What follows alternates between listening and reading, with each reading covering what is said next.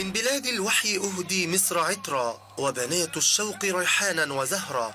أنت يا مصر ملاذا للهدى، اجلسي يا مصر فوق الشمس فخرا.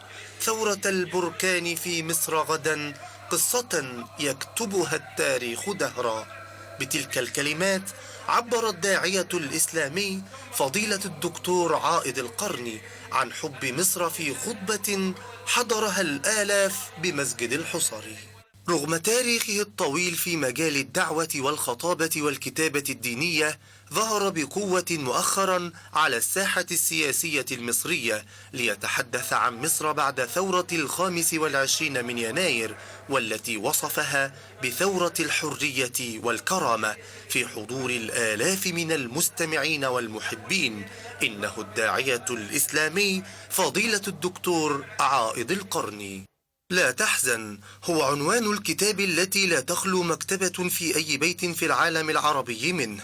تلك الصفحات التي خطها بقلمه لتكون نبراسا وطريقا واضحا يذلل فيه الكثير من العقبات والتساؤلات بأسلوبه البسيط وكلماته الرقراقة التي تدخل إلى القلوب بلا استئذان. طاف معظم بلاد العالم لينشر دعوة الإسلام الوسطي المعتدل، متبعا منهاج الرسول الكريم: وما أرسلناك إلا رحمة للعالمين، ومبرزا دور الأزهر الشريف جامعا وجامعة. أحمد العربي، الحياة اليوم. دكتور عائض القرني مشرفنا في مصر ومشرفنا في استوديو الحياة اليوم النهارده. برحب بحضرتك معنا يا فندم في الحياة اليوم. أهلا بكم وبأهل مصر جميعا وبمشاهدينا في أنحاء الأرض، وسلام الله عليكم ورحمته وبركاته يا أخي شريف. وعليكم السلام ورحمة الله وبركاته. عايز أبدأ أولا من هذه الزيارة تحديدا. حضرتك وصلت من كذا يوم، يعني من عدة أيام، وكان ليك أكثر من لقاء عام وأكثر من خطبة. أولا إيه السبب اللي دعاك لهذه الزيارة؟ الحمد لله والصلاة والسلام على رسول الله وعلى آله وصحبه ومن والاه. السبب أولا أني أتيت، هذه أول زيارة بعد الثورة طبعا. نعم. أتيت بثلاث جمل. الجملة الأولى أن نقول للشعب المصري إنه يحبكم في الله عز وجل، هذا شعب محبوب إلينا، والله يعلم بكم نكن له من التقدير. الأمر الثاني أني أتيت أقول لهم أيضا من على المنبر: لا تحزن أيها الشعب المصري، فالله معك والتاريخ تاريخك وأنت في الريادة دائما، وحظك وقدرك أن تكون في المقدمة، والذي رضيه الله لك أن تكون في المقدرة ما لن يجعلك في المؤخرة بعد ذلك. الثالث نقول: ادخلوا في السلم كافة، أنتم أمة حوار، أنتم أمة ثقافة، أنتم أمة ريادة علمية، تحاوروا وتصالحوا وتسامحوا، وانهوا وأغلقوا مدرسة السب والشتم، وافتحوا جامعة الحب والتفاهم والحوار. وأنت تتابع ما يحدث في القاهرة من المملكة العربية السعودية، هل كنت تشعر أن الأمور مضطربة جدا فرغبت في أن تأتي؟ يعني انطباعاتك كانت إيه؟ انطباعاتك الشخصية كانت إيه؟ من ضمن المشاركة في هذا، أنا كنت لو أطعت ما أسمع وما أقرأ في وسائل التواصل الاجتماعي ما أتيته، يكون اضطراب واختلاف وخوف ومدري منها ومواجهات. لكن لما أتيت ليس بالصحيح. أنا خاطب الناس من أيام من القاهرة: بلدة طيبة ورب غفور. ذهبت إلى الأرياف، ذهبت إلى المنصورة وإلى السويس وإلى طنطا وإلى غيرها والمجالس، والحمد لله ما رأيت إلا أمنا وسكينة وراحة. ورأيت المصريين كلهم يبنون الآن في مصر الجديدة والحمد لله. فأطمن الناس ومن يسمعون والعالم وإخواني، ولذلك الحمد لله كنت يعني مرتاح، بل من أجمل أيامي هي التي أعيشها في مصر صراحة، لأني وجهت يعني حب واستقبال، وقلوبهم كانت طيبة كما عهدناهم جزاهم الله خير. تجد فارقا بين مصر ما قبل الثورة ومصر ما بعد الثورة، أعني على مستوى التعامل الشخصي مع الناس؟ بلا شك. أنا جيت في قبل الثورة يمكن ما يقارب 20 مرة. كنت أوقف في مطار القاهرة ويأخذ العسكري جوازي، فأقول: ما هي التهمة التي سوف يلقيها علي الآن؟ يقول: انتظر حضرتك قليل. وكنت أناظر في نفسي وأقول: يا رب أن تفرجها. ثم يأتي ويقول: ماذا تريد؟ وأن تريد أن تذهب؟ ولماذا؟ ثم طلبت أن ألقي بعض المحاضرات، سبق تجربة فمنعت تماما، كانت مملوءة حرسا شديدا وشهبا. وفي الأخير سمي لي بطريقة من طريق المعرض الدولي بإلقاء محاضرة في المعرض الدولي قبل 7 سنوات. المساجد لم تكن مسموحة لنا ولغيري من كل الدعاة والمشايخ. الآن والحمد لله من نفس اليوم ومن نفس اللحظة ومن نفس الساعة نلقي ما شئنا في جو الحرية هذا الذي تنعمون به والإخاء زادكم الله من فضله. نعم. تعتبر ذلك هذه السلاسة تعتبرها فضل الثورة أم فضل أنه وصل الحكم الإخوان المسلمون؟ لا، بفضل الله ثم بفضل الثورة طبعا. بفضل الله ثم بفضل الثورة. الثورة لم يصنعها فصيل في مصر، صنعها الشعب كله، فالفضل لله ثم للشعب المصري لأنهم هم الذين صنعوا الثورة. كيف ترى، احنا عندنا حالة التباس كبيرة جدا خلال هذه الأيام وحالة نقاش عام، نرى صحي ويرى آخرون مثير للقلق، التداخل بين الرؤية الدينية وما بين الممارسة السياسية، حضرتك بتشوفها ازاي؟ والله أنا أرى أن أشوف أن أعراض صحية لأنكم أنتم مررتم بثورة، والثورة دائما تأخذ لها مخاض، وينتهي المخاض إلى ولادة، ويأتي مولود جديد جميل وسيم ذكي ألمعي. وهذه الثورات، فرنسا بقت 7 سنوات تصادم وتصارع ثم أخرجت بعد ذلك، فلا بد أنه ما ينتقل الحكم إلى حكم إلا بهذا. أنا أقول أن مصر تتسع للخلاف الديني والخلاف الفكري والأدبي، وأنه لا ضائق، جو مصر كبير يتسع، مصر للمسيحي والقبطي ولمن خالفنا ومن وافقنا، هذا حق مشترك في العيش. المهم أن لا نؤذي بعض، المهم أن نستخدم الحجة والبيان كما قال سبحانه: قل هاتوا برهانكم إن كنتم صادقين. دليل وحجة ونقاش وحوار، لا صوت ولا فاس ولا ملاكمات ولا أبقاس، كلها بهدوء بتفاهم وبعناق وبإخاء.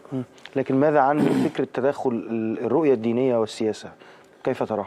هو الإسلام هو جاء بالسياسة، لأن الرسول صلى الله عليه وسلم حكم الدولة صلى الله عليه وسلم، وأبو بكر وعمر وعثمان وعلي، هؤلاء حكام. في القرآن إذا قرأت في سياسة شرعية، في حكم وفي قتال وفيها المال العام والعلاقات الدولية، لكن أنا ضد أن تجعل السياسة هي الهدف وينحى الدين أو النص الشرعي. الداعي في الأصل يحمل الكتاب والسنة، وعليه يحاكم السياسة الكتاب والسنة، لا يجعل الدين وسيلة إلى السياسة ووسيلة للحكم، يجعل الحكم والسياسة كلها تخضع للإيمان والمشروع الذي يحمله. أيضا أريد أن يمارس العمل الديني تحت مظلة الإخاء، وقولوا للناس حسنا، أن ليس يعني لي أول أثرة أو أنني أحق أو أنني الأجدر، لأن أصل مصر وجدت من قبل ومن بعد لكل المصريين. لكن الفكرة أو ربما التحفظ الشديد الذي اللي احنا بنتكلم فيه على طول وبنتناقش فيه على طول، إنه عندما تروج للسياسة بوصفها سياسة إسلامية أو سياسة دينية أو حكم ديني أو حكم إسلامي، أنت كده بتستبعد أو بتقصي آخر أو تراه أو تصنفه بأنه غير إسلامي أو غير ديني، وهذا له مخاطره على المجتمع في مصر. ونحن أنا قلت في لا تحزن أنك لا تستطيع أن تعتقل ألسنة الناس ولا أن تغلق أفواههم. الإنسان يتحدث ويبدي فكرته ومشروعه، لكن إذا ما أعجبنا الشيء نحن نعمل أيضا ما عندنا من مشروع. لا أذهب أنا أهاجم الإسلام السياسي وأقول كذبتم وخسئتم وهذا ليس بصحيح. أنا أكسب ود الشارع وأنا أقدم ما عندي من فكرة وأقدم ما عندي من مشروع، بغض النظر أصابه مخطئ، لأنه في الأخير بشر ليسوا معصومين، ليسوا أنبياء، هم هذا فهمهم سواء في الجانب الديني. المشايخ الآن العلماء ليسوا على وتيرة واحدة في فهم النص ولا في العقل ولا في التصرف، وكذلك المخالف وكذا المفكرين الأدباء. فأنا قصدي في هذا أن علينا ما دام في جو الحرية كل يظهر بضاعته وكل يظهر قوته في السوق. هل صناديق الاقتراع الآن سوف تغلق عن قوم ضد قوم؟ هل مصر الجديدة هي مصر لا تختصر في واحد مصر؟ حتى أي نظام، حتى النظام القائم إذا لم يعجب المصريين فلينزلوا مرة أخرى وليختاروا في انتخابات أخرى، وهذه الديمقراطية.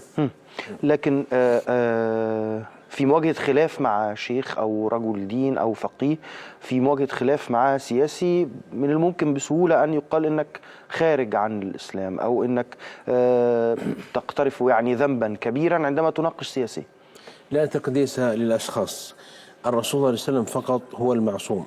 في احترام للأشخاص، أحترمك تحترمني ولو خالفتني في الرأي وخالفتني في الفكر، لكن لا نلبس عباءة الدين لنقول انتبهوا لا تقتربوا إلينا ولا تمسوا قداستنا، هذا ليس بصحيح. الأمر الثاني أن هناك محرمات، الذي ذكر محرمات حدود هو الله ورسوله صلى الله عليه وسلم، لا يجوز للعلماء أن يذكروا الحلال والحرام من عندهم، ليسوا مشرعين. وأنا أقول يا أخ شريف، كل أمة في الأرض ترى يقول أرسطو ليس هناك حرية مطلقة إلا في الأذهان، في الدنيا في العلاء ليس هناك حرية. الأمريكان لو أتى أحد يدوس علمهم لحوسب ووقف في المحكمة. إذن في حرية مقيدة في خطوط حمراء. هم يطلقون الحرية للمواطن الأمريكي أن يحرق علمه، ولكن لا يطلقونها للغريب. على كل حال ذكر هنري ماجو في حدود في كتاب تاريخ أمريكا ذكر أشياء متى يصل الأمريكي إلى المحاكمة، ربما لو أخذ الدولار ومزقه ونحو ذلك. أنا أريد أضرب أمثلة، فقصدي أن في كل دولة لها حدود في الحرية. فأقول إني فرقوا بين الإسلام وبين الأشخاص، فرقوا بين الرسول صلى الله عليه وسلم المعصوم وبين شخص من الأشخاص، عالم داعية من أمثالي، نحن بشر نصيب ونخطئ ونجتهد ونريد الخير، لكن لا أنا أحط الإسلام. هي دي مشكلة بالذات. أيوة، أنا لا أقول الإسلام ترى انتبهوا أنا أمثل الإسلام وحدي فانتبهوا أنتم إذا نلتوني نلتوا الإسلام. لا، الإسلام دين الله والكتاب والسنة، وأنا بشر يقع علي أحكام الإسلام مثل ما يقع عليك. وعندنا ترى عندنا خطوط حمراء، لأن أحيانا بعض الناس باسم الحرية قد يتجاوز حتى يسب الله أعوذ بالله قتل ويسب الرسول صلى الله عليه وسلم ويقول لا نحن في حرية في ديمقراطية في عالم جديد. ما هو بصحيح، لأن الله سبحانه وتعالى جعل حدودا وجعل محرمات. وأنا بقول بالوصف الرؤساء في العالم لو سبهم أحد والملوك لو أوقفوه ودعوه إلى المحاكمة، والوزراء عندكم والكتاب والشعراء.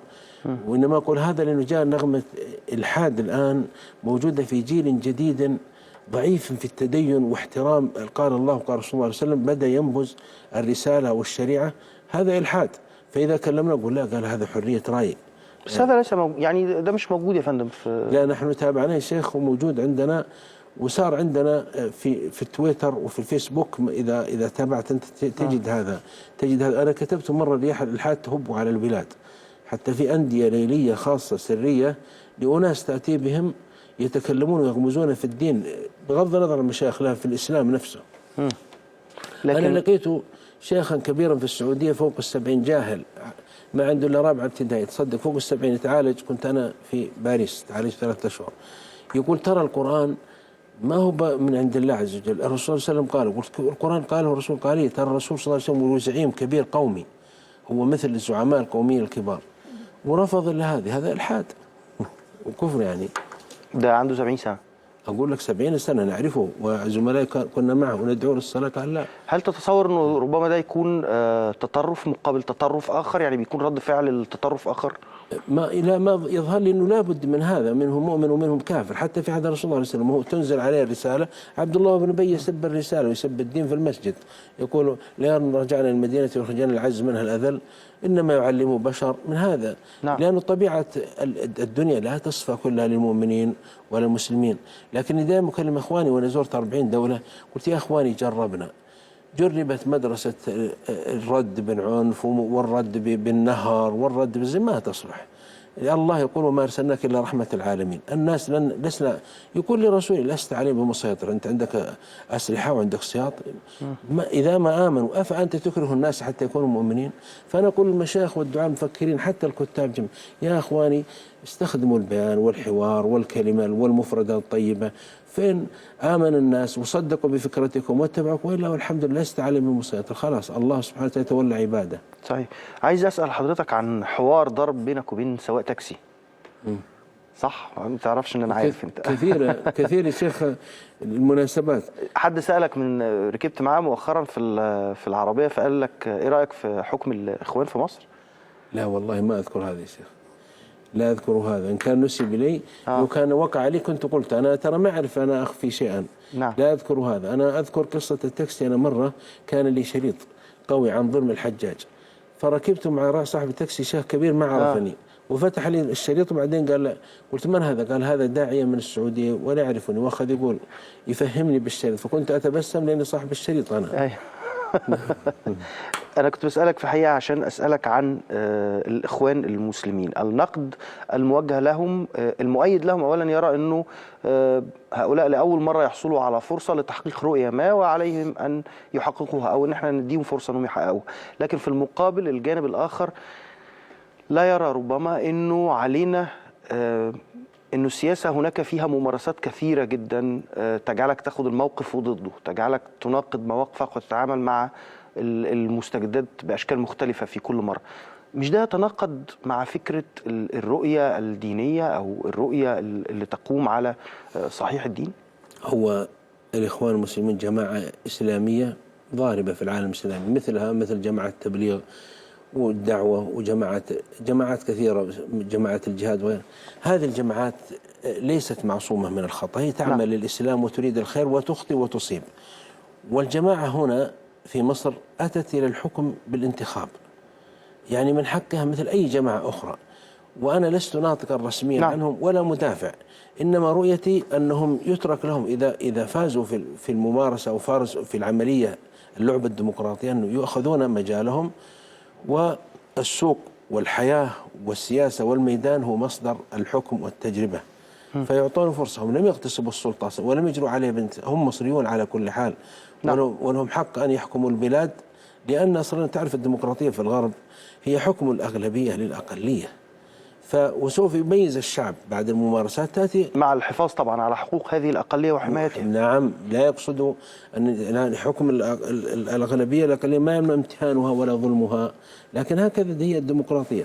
أمر آخر أن الزمن سوف يثبت يخرج هذا، بغض النظر الشحن هذا ضد أو مع، يا أخي اترك الزمن يحكم لهؤلاء. وأن يقول كل يؤخذ يعني من فعله ومن كلامه إلا الرسول صلى الله عليه وسلم، لأن حتى الذين ينقضون الإخوان أو يؤيدونهم بقوة لهم أخطائهم هم ولهم إيجابياتهم، فالواجب أن نترك الميدان حتى يحكم عليهم أو لهم. أنا إزاي أستقبل رأي سياسي من حضرتك أو من فقيه في علوم الدين؟ يعني هل أقبل أم لا أقبل من رجل دين أو فقيه إسلامي أن يقول لي إنه حرام أن تذهب إلى هذه المظاهرة، أو من الجيد ومن الحلال ومن المحمود أن تذهب إلى هذه المظاهرة؟ أنا أستقبل الرأي ده إزاي؟ جميل. أن نقول لهذا العالم ما هو دليلك، يعرض على علماء وطلبة علم، ما هو دليلك في التحريم هذا وتحليله؟ إذا قلت لي مثلا لا تذهب لهذه المحاضرة لأنه سوف يكون فيها دماء وخطورة، قد يكون صحيح، لأن في سمى فتنة. العالم إذا قال فتية هو ليس بنبي إنه قال لك حديث نفذه، يقبل تشاور. نعم. فأنت إذا سمعت فتية، في علماء آخرين في دعاء قل ما رأيكم، يقول حرام يقول حلال، بعضهم يقول واجب، وما هو دليلك على أنه واجب هذا أن أذهب أو أدع؟ أنا أطلب من الناس إذا سمعوا فتوى أن يميزوا، يتصلوا بأهل العلم، فاسألوا أهل الذكر إن كنتم لا تعلمون، يشاورون غير هذا العالم ويخرجوا بنتيجة إن شاء الله مرضية بعد التمحيص. لأن الفتية يقول العالم لابد أن يراقب الله. أنا حتى أقول للعلماء يا إخوان يا طلبة العلم اتقوا الله فيما تفتون به العامة، أمانة في عناقكم، ولا تقولوا لما تصوى ألسنتكم الكذب هذا حلال وهذا حرام لتفتروا على الله الكذب. وأقول أيضا للعامة تبينوا، وعودوا أيضا لأهل الثقة من أهل العلم، أهل الدراية، أهل الرسوخ العلمي، لأنه يعرف العالم ترى. يعني أنا من حقي أصله في برضه دلوقتي بتنتشر جدا خلال الأيام اللي فاتت إنه ما ينفعش أناقش عالم دين أو له تصور معين يطرحه، ما ينفعش أناقشه، ما ينفعش إن أنا أجادله. ده واجب عليا، يعني ما العقل فيما يقول. تسأل صدق تسأل، ولكنك تناقشه بدليل أو بفهم، يعني ما تأتي بحديث موضوع ترد على حديث صحيح، يكون عندك حجة ويكون عندك أهلية. يعني قبل 25 يناير كان هناك من يروج إنه عدم الخروج على ولي الأمر وبالتالي لا تذهب ولا تنضم ولا تشارك، وبعد ذلك من بعض نفس هذه الرموز ومن بعض نفس هذه الأشخاص كانوا يثنوا كثيرا على ما حدث يوم 25 يناير.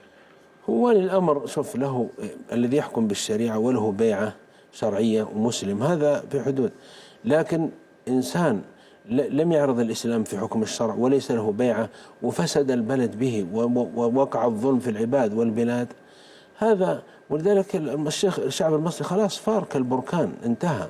أنا لي مقال في الشرق الأوسط اسمه مصر الجديدة، قلت أنا زرت مصر القديمة التي وضعت في صندوق وأغلق عليها وضيع المفتاح، فهاجرت العقول المصرية القديمة إلى آخر ما قلته.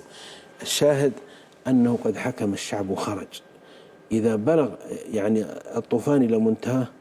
أما مسألة البيعة فإن لها أحكام في الشريعة ولا حدود، ومتى يسمي والي أمر شيء. عندكم أنتم رئاسة. اليوم أنا لم أبايع رئيس الجمهورية، أنا اخترت رئيس الجمهورية، سأختار أن يبقى وسأختار أن يذهب. أنتم الآن في حكم ديمقراطي، وكان عندكم أصلا يسمى حكم ديمقراطي وليس بديمقراطي قبل، هو يبقى مدى الحياة ويورثه توريثا والد وما ولد على مر الأشياء، فأنتم رفضتم هذا. لأنه في الإسلام عند الدول الإسلامية إما حكم ثلاثة، أنا قسمت ثلاثة في الشرق الأوسط، جريدة الشرق الأوسط، إما مبايع وإما ديمقراطية، فهذا عقد اجتماعي سياسي بينه وبين أنت الحين بينك وبينه عقد اجتماعي نعم. لك والثالث مستبد مثل بشار الأسد، هذا ليس ديمقراطي وليس له بيعة ولا شيء، وعلى الشعب السوري أن يحمل السلاح وجوبا في وجه حتى يترك السلطة ويغادر مشنوقا أو سحيقا أو قتيلا. حضرتك صارم جدا في هذه النقطة. أنا لو تعلم بما فعل بالشعب السوري أنت يعني كمصري كإنسان، يعني حتى هذه اللحظة بحاول دايما أبص للأمور من زاويتين، يعني أو أبص عليها من الخارج بدون أن أنا ما بقاش جوه الصورة في طرف ما. حتى هذه اللحظة هناك أعداد كبيرة جدا من الانطباع السائد الناس بره سوريا أن هناك ثورة، هناك عدد ليس بقليل من السوريين من الطائفة العلوية على سبيل المثال يحمون ويدعمون الرجل، من الممكن ان هم ما يفكروش زي ما حضرتك بتقول. أنا لا يهمني أن يفكر، لأن كل طاغية له جنود. فرعون كان له أعوان، إبليس له أعوان، هتلر له أعوان، لكن بالله عليك أمام الضمير العالمي وأمام العقل. أنا ما دخلت مسجد في مصر لما رحت السويس، أنا أدون في المسجد وأتكلم عن النظام السوري، وأنا أتكلم للمصريين، أنا ما كان في ذهني. في الحصري يقول تكلم عن صادقين. ليش؟ لأن الفطرة، لأن الثقافة، لأن الوعي الإنساني. حتى العالم الغربي الذي لا يحمل فكرة الإسلام وشرع الإسلام يقول لا يمكن أن يستمر بعد هذا. يا أخي هل سمعت أنت بنظام بسبب طبعا يعني قتل الطفل والشيخ وهدم المسجد والكنيسة وأحرق الأخضر واليابس وهو سلم أرضه لإسرائيل، ثم يأتي بجيشه وأبناء بلده والفلوس التي دفعت لجيشه ويحرق البلد، ونقول بعدين خلونا نفكر يا أخواني نتأمل يمكن له. لا، منتهي هذا. فهو مثلا منزوع الدسم عالميا، يعني محكوم عليه يعني بالموت السريري. فهو في حكم الإعدام النهائي منتهي. لأن أمرنا يا شيخ أن نقول للظالم ظالم، المستبد مستبد. بعد هذه الدماء، انهار الدماء في الشام، نقول يا إخواني فكروا، ليست حرب أهلية، هي ثورة شعب أمام ظالم جائر جبار جزار سلم أرضه وعرضه لإسرائيل ورجع على بلد يحرق البلد. كيف ينظر الدكتور عائد نفسه إلى الأحداث بمجملها في العالم العربي؟ خلينا نتكلم بصراحة، كيف تنظر لها، وخصوصا أنه دائما كان في انطباع سائد أنه في أيام وفي عهود الثورات يخشى الخليج العربي ويخشى المواطن السعودي جدا، لأنه هو له طبيعة خاصة وله مجتمع خاص قائم بنفسه وتقاليده حاكمة له. كيف تنظر لطبيعة التغيرات حولك؟ والله أنا بقول لك ليس مجامل. نحن في السعودية نحن لنا حاكم بايعناه على الشرع، بيعة شرعية، يتولى ببيعة شرعية ويحكم فينا بالشريعة، بغض النظر هو ليس خلافة راشدة ولا كالنبي صلى الله عليه وسلم يخطئ ويصيب، لكن الحمد لله اجتمعنا هذا. يعني نشعر أن وضعنا إذا قارنتنا بغيرنا نحن في خير وفي اجتماع. نحن كنا متفرقين، نحن ما يقارب قبل توحيد المملكة على يد الملك عبد العزيز رحمه الله 6 دول، اتفقنا على الكتاب والسنة، على الوحدة بيننا. فنحن الآن الحمد لله في خير وفي رغد من العيش، ونحمد الله سبحانه وتعالى أن ما وصلنا إلى موصل إلى فتن بيننا وحوادث.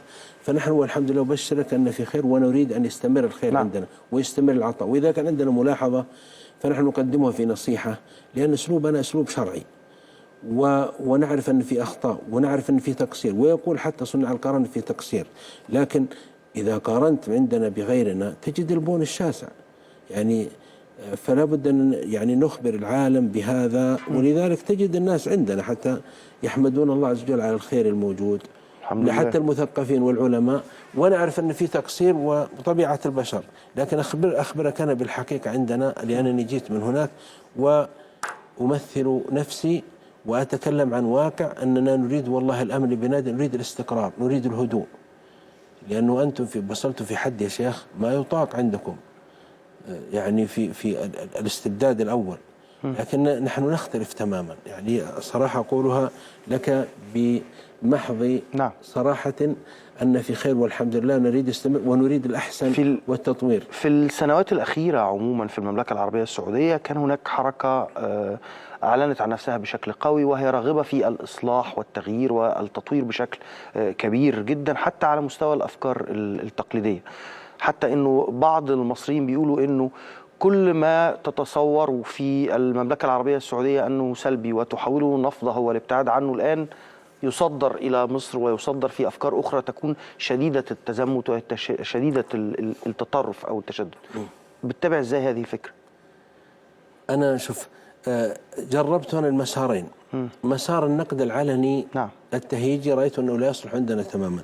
أتيت إلى مسار الحكمة واللين والرفق والتعليم والتدريس، فتحت لي المجالات.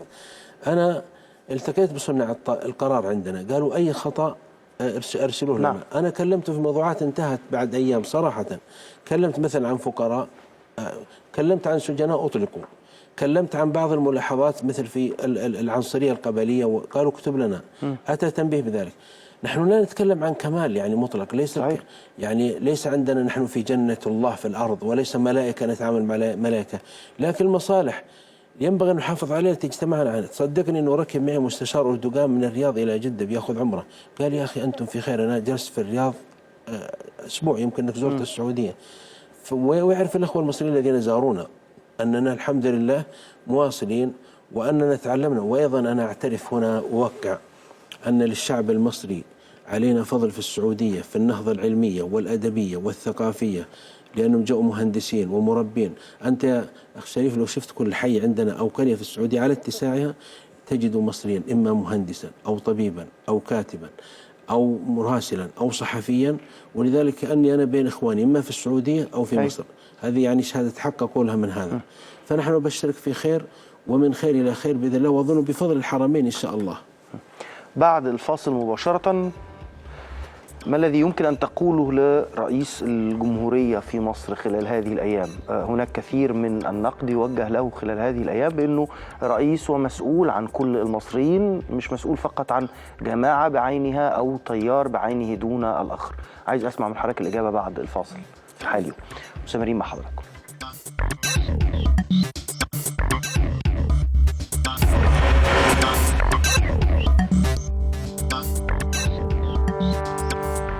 دكتور عائد القرني في الحياة اليوم، والحوار ما زال متواصل معه. برحب بحضرتك معانا مرة تانية. طبعا قبل الفاصل مباشرة سألت حضرتك عن رسالة ربما أو ما قد تقوله لرئيس جمهورية يتهمه كثيرون خلال هذه الأيام بأنه لابد وأن يكون رئيسا لكل المصريين. تفتكر المفروض يعمل إيه؟ أنا أقول للدكتور الرئيس محمد مرسي، أنت كما قلت لنا للشعب المصري وللعالم، وقد سمعنا ذلك، أنت رئيس لكل المصريين، وهذا الذي نعتقده فيك ونريد أن نرى هذا ونشاهده. فأنت رئيس للكل بدون استثناء، للمسلمين والأقباط، ومصر في ذمتك وسوف تسأل عنها. أعانك الله على هذه المهمة. وأيضا أريد أن تواصل أسلوب الحوار وأسلوب اللين مع المخالف بالدفع بالتي أحسن، وسرني أنه يجتنب الردود أو يجتنب الإقصاء في كلامه، لكن أيضا نريد إن شاء الله بما يلهمه الله سبحانه وتعالى أن يعني يكسب جميع الأطياف المصرية الكل، لأنه الكل جميعا نريد أن يجلس المصريون أو عقلاء المصريين تحت مظلة واحدة في حوار. أنا أشجع الحوار لأنه ليس هناك حل بعد الثورة. أنا ما أتوقع أنه يأتي ثورة أخرى، إنما والدماء لن تصلح ولا حتى السياط ولا حتى السلاح. ليس هناك إلا الحوار بين العقلاء المصريين وأهل الرأي حتى نصل إلى بر الأمان. ربما المشكلة أنه هو زي ما حضرتك بتقول كده، إذا كان يستخدم أسلوبا يعني رقيقا أو لا يعلن عن في كثير من الأحيان عن تصريحات صادمة بالنسبة للبعض، إلا أنه في آخرين ينتمون لنفس تياره يزايدوا عليه أو هم ملكيون أكثر من الملك.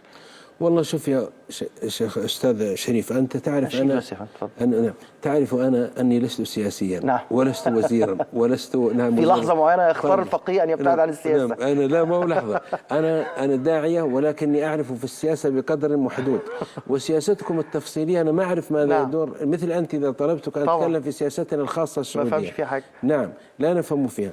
أنا تعرف ما هي مهمتي؟ إلقاء دروس ومحاضرات. نعم. والكلام للمصريين جميعا بلا استثناء. أنا لا أنتمي إلى فصيل ترى ولا إلى حزب، أنا أؤمن بما وما أرسلناك إلا رحمة العالمين. لكني أيضا ترى أنا عندي كلمة، أنا كمراقب أن يقول الرئيس الدكتور محمد مرسي المشاورة أمر مشاورة، أمر مشورة بينهم في أي قرار. وما شاء الله في هذا إن شاء الله وصلته رسالة من غير من المصريين. فالشورى هي مطلب أن يتشاور في كل قرار والتأمل حتى يأتي القرار ناضجا. سامحني أن لا ليس هروبا أنا من السياسة. لا فاهم. أنت تعرف أن دراستي مثلا 30 هي في الحديث والشريعة وأنا أعظ. متى أعرف أنا أن الحاكم قد فسد؟ نعم، هو الحاكم أصلا إذا فسد هناك بينات يظهر للعقلاء، عقلاء الناس يقولون قد فسد لأنكم أنتم شهداء الله في أرضه. نعم. طبعا الحجارة لا تتكلم، حتى الكتاب يقول علي بن أبي طالب يقول له الخوارج القرآن يحكم بينه وبينك، فأخذ المصحف قال يا قرآن تكلم، قال لا فابعثوا حكم من أهلي وحكم من أهلي. العقلاء عقلاء الدولة عقلاء الشعب إذا قالوا فسد الحاكم وهذا ظلم لا يقال مثلا الدهمة فقط أو المواطن العادي يعرف ده ازاي؟ هو يصبح ظاهرة. تعرف الظاهرة؟ الفساد يصير ظاهرة. لا تقوم الثورات إلا إذا صار الفساد ظاهرة. خذها قاعدة هذا اكتشفتها الليلة. إذا صار الفساد ظاهرة صار هذا فساد. قد يأتي أخطاء في الحكم وأخطاء وتصرفات لا يسلم منها بشر وقعت حتى من الخلفاء، لكن إذا ظهر للناس فساد بحيث أنه ضج منه الناس وصار ظاهرة خلاص يقال له هذا خطأ وهذا فساد. كيف أقومه أنا؟ تقويم الحاكم تعرف أنتم أتكلم في مصر، أنتم أمام الآن الديمقراطية. أنتم الحين حاكمتم الشعب المصري إلى صناديق القطراع، ما عاد عندكم، انتهى عصر الانقلابات عندكم والثورات. صحيح. يعني إذا انتهى الموسم هذا يأتي موسم آخر، أنتم تتحاكمون إلى الشعب، انزلوا إلى الشعب مرة ثانية، الشعب يقول كلمته ما دام رضيتم بهذا، هذا دستوركم. بمناسبة الديمقراطية كان هناك تعبير مصري استخدم كثيرا خلال الأيام الماضية يعني، وهو عن غزوة الصناديق. هل تتصور أنه من اللائق وضع أو استدعاء مصطلحات وتسميات من التاريخ ومن التاريخ الإسلامي وربطها بمشكلات وصراعات السياسة في الحاضر؟ والله أنا شوف، بمناسبة الحديث عن الصناديق والديمقراطية كنت ذكرتني بشيء، أنا أعجب للنكتة المصرية وأضحك لها. هي مشكلة أنا ما كانتش نكتة، لا كذا بس تسميتهم. أنا تبسمت وضحكت كثيرا من غزوة الجمل أو معركة موقعة الجمل. هذا اختيار مصري. نعم. لأن أمة طراف هي كانت مأساة وضحكنا يعني مع الأسف الشديد. نعم، حتى أنه كان عندكم خطيب في مصر كان يقول وزراء التربية والتعليم في العالم العربي قبل 40 سنة بحاجة ماسة إلى التربية والتعليم. فاللفظة المصرية خلى أمروها كما جاءت، مثل وردة تشم ولا تعك، ومثلا يسمى حزب كذا وحلف كذا حزب الكنبة. أيوة. فقضية أن نقول اتركوا الدعابة هذه، اتركوا النكتة، لا مشاحة. حتى ولو سميتم بهذا غزوة كذا، غزوة الصناديق، لكم ذلك. موقعة الجمل لكم أن تسموها، لا مشاحة، ليس في تحريم شرعي. أنا سألتك عن كيف أحكم على أداء الرئيس الحاكم. عايز أسألك كيف أحكم أو أقيم أداء ورأي رجل الدين الذي يحدثني. كيف أحكم أنا عليه؟ هو المواطن العادي اللي بيقعد قدام شيخ. أقوى وزارة إعلام في مصر هو الجامع. نعم. ومن الممكن أن يكون إماما فاضلا كبيرا عالما مؤهلا، ومن الممكن أن يكون عكس ذلك تماما. أنا كمواطن أحكم عليه إزاي؟ تحكم عليه بأحد أمرين، إما أن تثق فيه، يعني أما أن تسأل أهل العلم الآخرين عنه، وإلا أن تحكم بسيرته التي أمامك، لأن العلماء أصلا ما نزلوا من كواكب أخرى، هم في الأرض يأكلون الطعام ويمشون في الأسواق. الآن يا شريف ما قال الله فاسألوا أهل الذكر إن كنتم لا تعلمون. أنا طبعا شيخ في الأزهر مثلا درس 40 سنة، ويأتي رجل لم يدرس حرفا من العلم يكسر الحطب ويمكن أفضل وكذا، ولكن قال لا أعترف بهذا الشيخ. لماذا ما تعترف به؟ سهر الليل والنهار ودكتور. بس للفتوى شروط وللعلم شروط. أنا معك في الشروط، مستوفي الشروط عندنا، وشهد له الأزهر أنه مفتي وأنه دكتور أو أي جامعة، وقالوا هذا دكتور في الشريعة. يعني فإذا قال عامي لا أنا لا أقتنع به، ما شاء الله تبارك الله، من أنت الغزالي أو ابن تيمية وأحمد بن حنبل حتى ما تقتنع به؟ ماذا قال لنا؟ فاسألوا الله ربنا، فاسألوا الذكر إن كنتم لا تعلمون. سيرته ترى تكون موجودة في الأوساط، لكن قل لي مثلا يأتيك شيخ ومشهور عنه مرابي هو، ويأكل مثلا أموال الناس بالباطل ومدلس، تعرف سيرته، هذا ما يوثق فيه.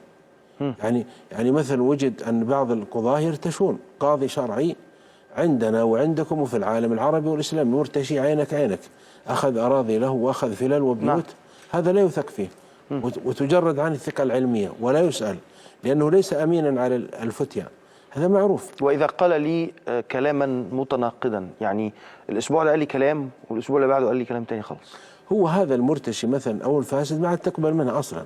لو كان عنده ضمير كان اتقى الله، لأن شروط الفتوى أن يكون متقي الله ورع، أن يكون عالما بالنص، عالما بالواقع الذي يعيش فيه. فإذا يا أخي ترى ما من إنسان إلا وسيرته تعرض على الناس. تعرف روبرت جرين يقول أنت أفضل من يكتب قصة حياتك وينتج فيلم حياتك بسيرتك. السيرة، لأن الذي يعيش في مصر مثل في القاهرة يعرف الناس علماء القاهرة الآن ويعرفون قضاتهم ويعرفون من عنده ضمير. أنا لو أسأل رجل الشارع الآن وش رأيك في الشيخ الفلاني، قال أنعم وأكرم من سيرته. والثاني قال نسأل الله العافية يا رب أن تستر، عارف من سيرته. إذن فالسيرة يا شيخ أو أنتم شهداء الله في أرضه تبين سيرة العالم.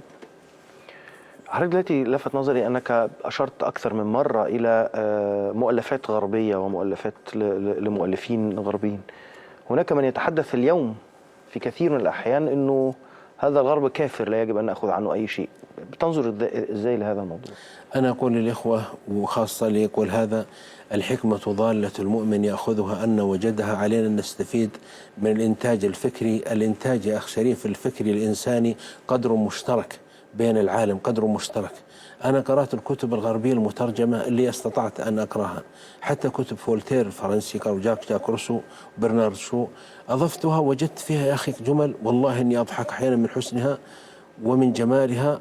وإني أقول لإخواني، يقول برنارد شو محدش قال لك دول الفاسقين العظام تاخد منهم إزاي ولو، لأن شوف في صحيح البخاري أن الشيطان قال لأبي هريرة: اقرأ آية الكرسي كل ليل لا يزال عليك من الله حافظ. في صحيح البخاري قال صلى الله عليه وسلم: صدقك وهو كذوب. صدقك هنا.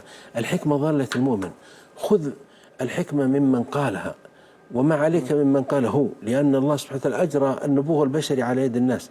يعني بعض الكلمات تصدق أني أقف لها إجلال. يقول مثلا برنارد شو: إياك واللعبة القذرة، وهي مطاردة المال وراء المال ولا أرمان. هذه رائعة يا شيخ. وحتى شهدوا شهادات حقهم الكبار في حق الإسلام وحق الرسول صلى الله عليه وسلم قبلنا.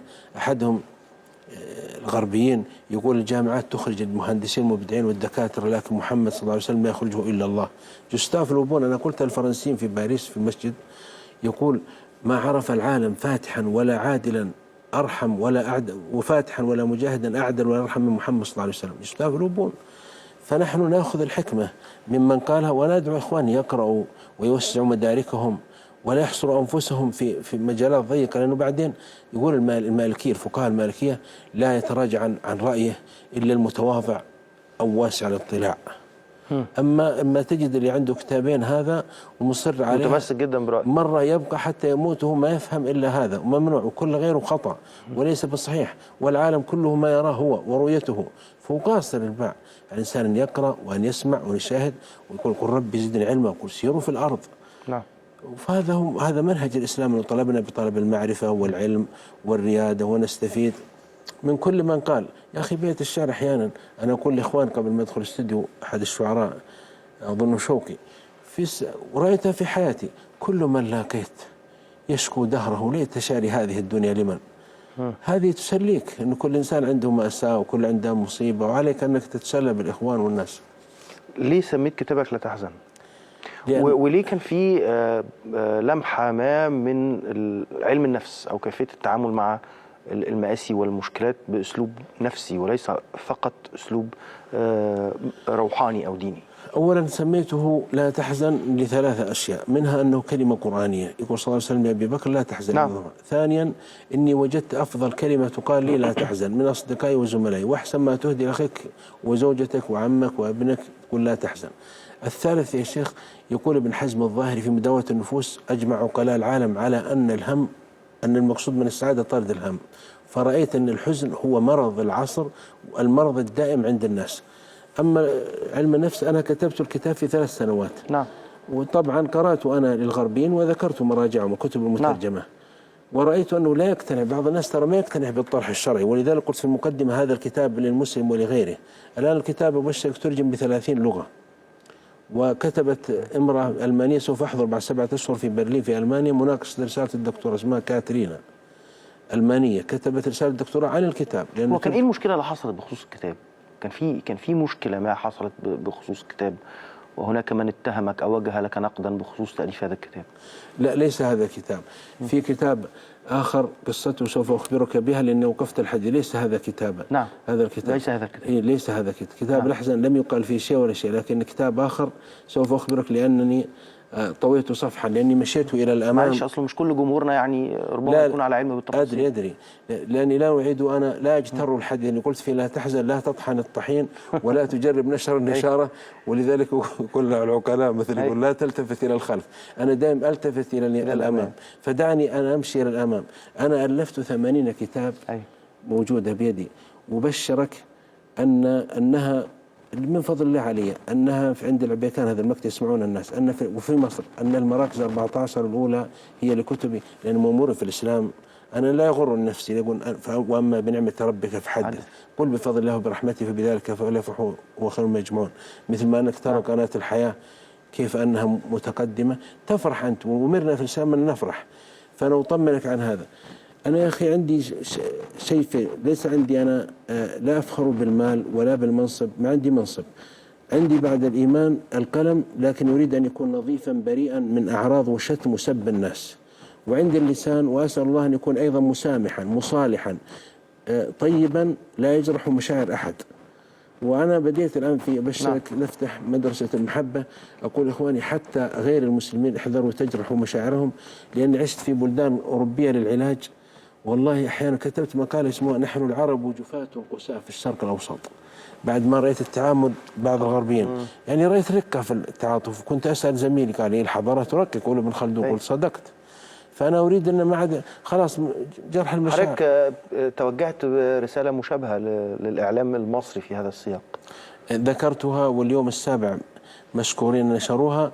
وأنا أقول من هذا صراحة يعني لا نجامل، ليس مديح، أصلا ما تنطلي. يعرف المصريون هذا الكلام، إنهم سبقوا في الحضارة وسبقوا في الريادة العلمية. إن يقول أنا أتصور أنه لا يجري صدام كبير بين المصريين الآن بعد الثورة بسبب الثقافة اللي عندهم وبسبب الأدب، وما الحجة. أهل التاريخ ترى ذكروا أن الإسلام وجه من الشعوب بسبب جهلها بالحجة، لكن لما أتى للشعب المصري سمعوا البرهان، سمعوا الدليل، سمعوا، فكان لسان حالهم يقول ربنا إن سمعنا مناديا ينادي الإيمان أن آمنوا بربكم فآمنا ربنا فاغفر لنا ذنوبنا وكفر عنا سيئاتنا وتوفنا مع الأبرار. عايز أسأل حضرتك عن الإعلام. هل يجب أن يكون الإعلام مصنفا؟ هل يجب أن يكون لدي قناة تتحدث عن إعلام إسلامي وقناة أخرى تتحدث عن إعلام غير إسلامي أو إعلام ليبرالي؟ يعني هل ده طبيعي؟ كيف تراه؟ ما نستطيع نحن نحكم على الناس، هم سوف ولو أنا وياك أنكرا، لكن رأيي الشخصي اجعل الأمر واسع. سم قناته ما خلوا يسمي قناتي شرعية وحديث وهذا أدب وهذا شعر، الجو واسع. أنا دائما أقول إخوان لا تعترضوا على أفكار الناس، افهموهم وتعاملوا معهم برحابة واعذروهم، لأنهم هم يتصورون كذا. أنا قلت في مقال، قلت كلنا أخذ في نفسي مقلب، ما أدري أنتم في مصر تسمون مقلب يعني مغرور، يعني مقلب. يعني إيش؟ أنا أركب مع تاجر الأخشاب عندنا فيبشرني كأن العالم الأمة متوقف على تجارة الأخشاب. صدق، رجل عنده مزرعة كبرى عندنا في الأسماك، يحدثني طول الرحلة من الرياض إلى جدة عن الأسماك، ويرى أنها حل الثروة الحيوانية. طيب أنت كل واحد بيبص على نفسه على أنه بيبص على نفسه، نعم. فأنت لا تجرح مشاعر هذا. قال أنا سويت قناة القرآن وقناة إسلامية، قلت مشكور، لكنك تريد تكفى تكون لطيف مع إخوانك. آخر قناة الفكري، قناة التجديدي، قناة الإصلاحي، فخلوا يفرح بنجاحي ما دام هو ما أذى الآخرين، ما عليه يسمي. الحمد لله. سؤال أخير، لو أنك جلست مع الأطراف الذي تتحدث عنهم وتطالبهم بالحوار في مصر، لو أنك جلست على طاولة حوار جلس عليها المتنافسون أو المتناحرون سياسيا، تقول لهم إيه؟ لو أنت قاعد دلوقتي مع رؤساء أو رموز جبهة الإنقاذ في مصر وهي الجبهة المعارضة الرئيسية، وقاعد معاهم مرشد الإخوان المسلمين ورئيس الجمهورية، تقول لهم إيه؟ والله كنت قلت لهم، وأنا قلتها في اليوتيوب، أسألكم بالله من أجل مصر ومن أجل أطفالكم ومن أجلنا نحن العرب والمسلمين، لأن مصر عندنا كبيرة وأم ومصر رائدة، أن تتحاوروا وأن تتصافحوا، مدوا أيديكم، تسامحوا من أجل خواطرنا، من أجلنا نحن العرب، من أجلنا نحن المسلمين، من أجل الاستقرار. أنا كنت قلت هذا طبعا، لن أخطي ولن أجرح، أنا أقول من أجلنا طلبناكم طلبة رجاء من أجل عيون مصر، تستاهل مصر، تستاهل أم الدنيا أن تتصافحوا حتى تقودون، لأن مصر إذا نهضت نهض العرب ونهض المسلمون، مصر دائم في الريادة. فخافوا الله فينا وفي إخوانكم وفي أحبابكم وفي نسائكم وفي أطفالكم، تصالحوا من أجل مصر ومن أجل سعادتكم أنتم ونهضتكم، لأن نتمنى ترى في المستقبل. أنا أسأل اليوم أخ مصري معي في السيارة، قلت أنا رأيت مشروعا فاروق الباز ومشروعا للدكتور أحمد زويل، متى نراها مشاريع كبرى، متى نراها تنفذ؟ لأنه سوف يأتي المال الخليجي ورجال الأعمال والدنيا سوف تأتي في مصر، لأن بلد مبارك، اجعلني على خزائن الأرض، هذه خزائن الأرض كما قال يوسف عليه السلام. عايز أختم مع حضرتك بما بدأته في خطبتك في القاهرة هنا، لما اتكلمت عن أنك تهدي عطرا لمصر من بلاد الوحي. نعم، أنا سامحني أهدي 3 أبيات ما أدري أكررها، هي الحافظ إبراهيم، قلتها في مناسبة لكنها جميلة يا أخي، يستاهل المصريون. شاعر واد النيل يقول: إني أرى وفؤادي ليس يكذبني، شعبا يحف به الإجلال والعظم، أرى جلالا، أرى نورا، أرى ألقا، أرى جموعا تحيينا وتبتسم، الله أكبر، هذا الشعب نعشقه، هذا هو النيل، هذا المفرد العالم. في مصر أيضا المتنبي لما أتاكم يقول عن الصحراء قطع، يقول: قطعت إلى الكافور حتى رأى الحداك، قطعت المرور والشناخيب دونه، وجبت هجيرا يترك الماء صاديا، أباء كل طيب لا أبا المسك وحده، وكل غمام لا خص الغواديا. تعب لما وصل مصر، ارتاح لما رأى نهر مصر، لما رأى حدائق مصر، لما رأى أهل مصر، يقول: جزا الله المصير إليك يا مصر خيرا، وإن ترك المطايا كالمزاد لو قتلنا في الطريق، ولما جئتم أعلوا محلي وجلست بهم على السبع. الشعر لا أنت ترى غالب الشعر المصري بشرك المشاهير، أحفظه وأحبه وأعيشه. هو كان المفروض أن ده يبقى آخر سؤال، بس أنا يعني لمع في ذهني إذا تفضلت ليا. أنا بيقعد قدامي أو أنا أجلس أمام شاشات خلال الفترة اللي فاتت، أرى شيوخا أو رجال دين، ربما يكون القاسم المشترك ما بين حضرتك وما بينهم فقط هو المظهر، لكن لا يمكن أن يتحدثوا عن حافظ إبراهيم، وإذا تحدثوا عن حافظ إبراهيم فهم يذكرونه بكل سوء.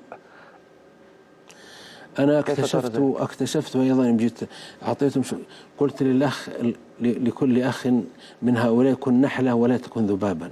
النحلة تأتي إلى الروض فتأخذ، كن نحلة ولا تكن ذبابا. تدري ماذا تفعل النحلة؟ تأتي إلى الزهور فتمتص الرحيق منها وتحوله عسلا. هل رأيت النحلة ذهبت إلى حنظلة؟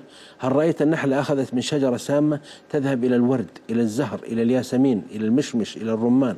هذا المسلم سواء داعي أو كاتب أو صحفي. لكن الذباب تدري ماذا يفعل؟ أنت الآن ما شاء الله يعني وسيم ومرتب ومنظم وعندك ساعة ونظارات كل شيء، يأتيك الذباب ترى ما يقع على هذه كلها، يبحث عن جرح فيك.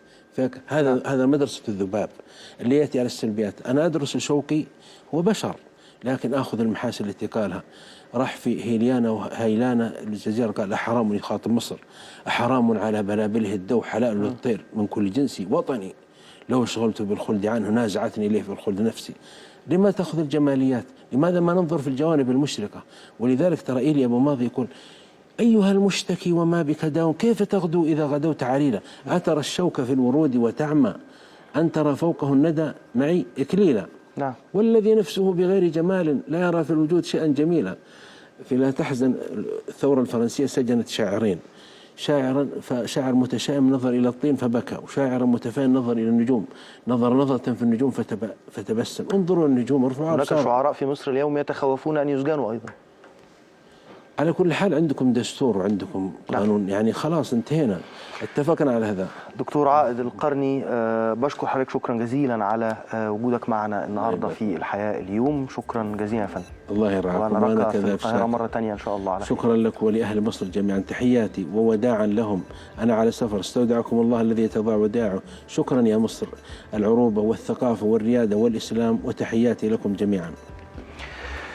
دكتور عائد القرني قادم لنا من المملكة العربية السعودية، رجل له قاعدة شعبية كبيرة جدا جدا على مستويات مختلفة وفئات متعددة. رجل عندما يتحدث عن الدين ويتحدث عن الشرع يتحدث أيضا عما يقول إيليا أبو ماضي وحافظ إبراهيم وأحمد شوقي. نشوفكم بعد الفاصل.